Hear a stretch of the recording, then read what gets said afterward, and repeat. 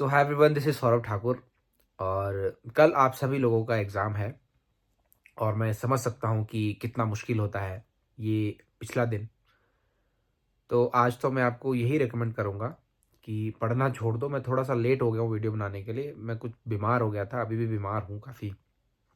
तो मैंने सोचा कि क्यों ना जो लोग मुझसे जुड़े हैं मैं भी उनसे कुछ बात करूँ ऐसे वक्त पे, क्योंकि इस वक्त पे बहुत ज़्यादा ज़रूरत होती है सपोर्ट की।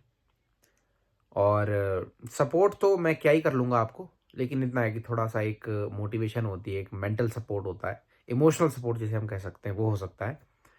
तो आज का दिन अच्छे से सोना, जो लोग वीडियो मेरी अभी देख रहे हैं, हो सकता है कई लोग कल सुबह देखें, कल सुबह तो बड़ी देर हो जाएगी। इवनिंग शिफ्ट में हमारा एग्ज़ाम है, तो आपके पास भरपूर टाइम है रेस्ट करने के लिए, अभी भी, कुछ नहीं बिगड़ा है, ठीक है?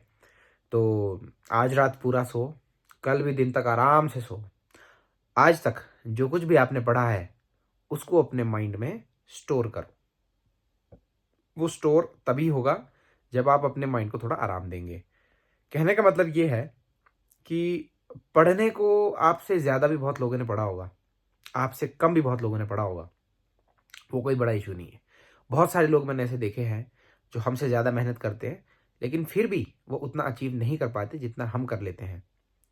मैं हमारी बात नहीं कर रहा, कोई भी ऐसा हो सकता है। तो वो इसीलिए हो पाता है क्योंकि इट्स ऑल अबाउट परफॉर्मेंस, है ना? आप प्रैक्टिस कितनी कर रहे हो वो अलग चीज है, आप परफॉर्म कैसे कर रहे हो। एक सिंगर है, मान लो वो सिंगर बहुत प्रैक्टिस कर रहा है, बहुत सालों से, बचपन से गा रहा है। अब उसका एक ऑडिशन है सारेगामापा पे या फिर इंडियन आइडल पे। वहां स्टेज पर जाके वो क्या करता है, नर्वस हो जाता है। तो उसका बचपन से लेकर गाना और उसका जो the whole experience that that person has had since his childhood, वो सब बर्बाद है। वो किसी काम का नहीं है अगर वो वहां पे जाके नर्वस हो जाता है और अपना जो पोटेंशियल है वो वहां पे नहीं दिखा पाता। और वो तभी होता है जब आप अपने माइंड पे इतना ज्यादा जोर डाल देते हो कि वहां जाके आप घबरा जाते हो। तो इसीलिए मैं कहता हूं, अभी भी कुछ नहीं बिगड़ा है। 12 घंटे रात के, 6 घंटे कल के, 18 घंटे हो गए। 18 घंटे का टाइम है, मजे मारो। अब जो होना होगा ना वो वैसे भी हो जाएगा, और जो नहीं होना होगा वो कैसे भी नहीं होगा। समझ रहे हो बात? तो अभी तक आपने जो करना था कर लिया। मैं भी टाइम टू टाइम वीडियोस आपके लिए लाता रहा, कुछ नोट्स भी मैंने बीच में लॉन्च किए वर्ल्ड लिटरेचर की समरी के। और मैं उम्मीद करता हूँ कि जिन लोगों ने मेरे नोट्स लिए, चाहे वो किसी भी टॉपिक के हैं, theory, criticism, culture studies, British history, आपको उन्होंने बहुत हेल्प किया होगा अभी तक। लेकिन असली हेल्प उनको करना चाहिए आपको कल एग्जाम में। तो मैं यही उम्मीद करता हूँ कि कल एग्जाम में जब आप बैठो तो आप बहुत ही काम माइंड से, बिल्कुल शांति से, बिना किसी स्ट्रेस लिए।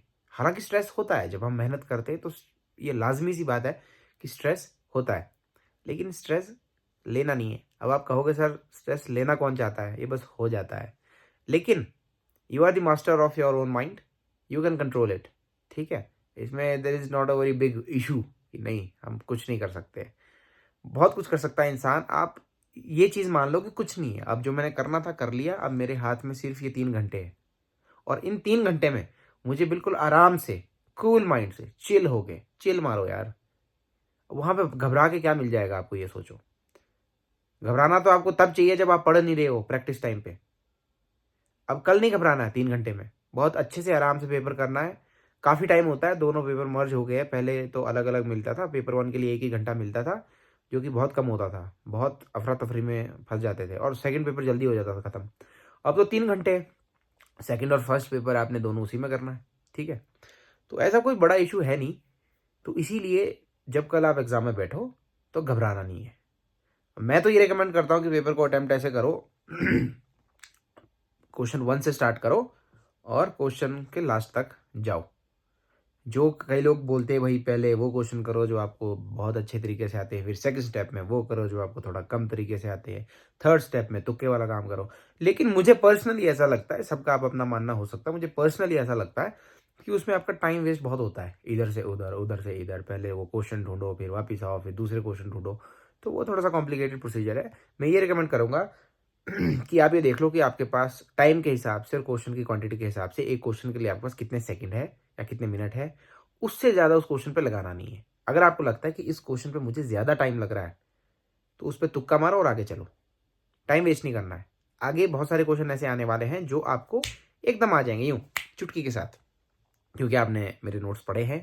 तो बहुत सारे ऐसे क्वेश्चन होंगे चुटकी से हो जाएंगे। मैं ये नहीं बोलूँगा कि जिन्होंने मेरे नोट्स पढ़े हैं उन्हीं के चुटकी से होंगे, चुटकी से किसी के भी हो सकते हैं। लेकिन जिन्होंने मेरे नोट्स पढ़े उनके भी हो सकते हैं, जिन्होंने कुछ और पढ़ा उनके भी हो सकते हैं। मटेरियल तो वही है, सब अलग अलग तरीके से उसको प्रेजेंट करके आपको बेच रहे हैं। कई बहुत महंगे बेच रहे हैं, कोई सस्ते बेच रहे हैं। अच्छी बात है, उन्होंने भी मेहनत की है, मैंने भी मेहनत की है इस पॉइंट तक पहुंचने के लिए कि मैं नोट्स बना पाऊँ अपने एक्सपीरियंस के बिहाफ पे। और बहुत लोगों को वो हेल्प भी कर रहे हैं और मुझे बहुत खुशी है इस बात की कि बच्चे मेरे नोट्स से काफ़ी बेनिफिटेड हो रहे हैं। ठीक है, कहने का मतलब यही है कि कल के जो 3 घंटे हैं वही डिसाइड करेंगे कि आप नेट निकालते हो, जेआरएफ निकालते हो, या फिर ओनली पीएचडी निकालते हो। ओनली पीएचडी का तो मैं मानता ही नहीं कुछ, उसमें तो कोई भी निकाल रहा है ओनली पीएचडी। तो जो पहली बार नेट में बैठ रहा है वो भी ओनली पीएचडी निकाल रहा है, कोई बड़ी बात नहीं है ना। तो नेट जेआरएफ फाइनल, जेआरएफ पे ही फोकस आपका रहे तो बहुत अच्छी बात है। पीएचडी में एडमिशन तब सीधी हो जाएगी डायरेक्टली, वो बात मैंने पहले ही कर ली है आपसे। तो बहुत अच्छे से पढ़ो। और मैंने इस बार भरा नहीं है एग्ज़ाम, हो सकता है मैं एग्ज़ाम सेंटर पे आपको दिख जाऊं, वो इसीलिए क्योंकि शायद मुझे किसी को ड्रॉप करने जाना पड़े वहाँ पे। तो मैं एग्ज़ाम दे नहीं रहा हूँ। उसके बाद मैं क्वेश्चन पेपर देखूंगा।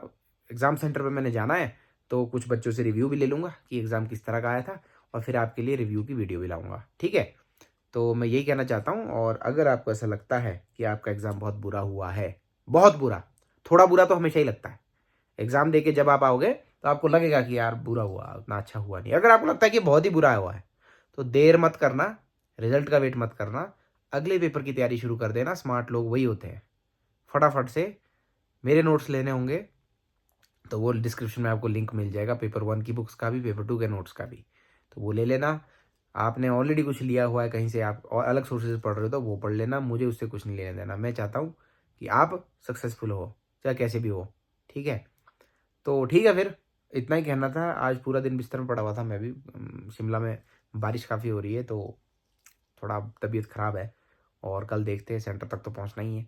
तो ठीक है, आप सब लोगों को ऑल द बेस्ट। इसीलिए ये वीडियो बनाई थी कि आपको थोड़ा सा मैं मोटिवेट कर सकूं, जितना मैं कर सकता हूं। अगर किसी को मेरी बात अच्छी लगती है तो आगे भी फैलाना। आपके यार दोस्त जो है सबका भला करो यार, दुश्मन किसी को मत समझो।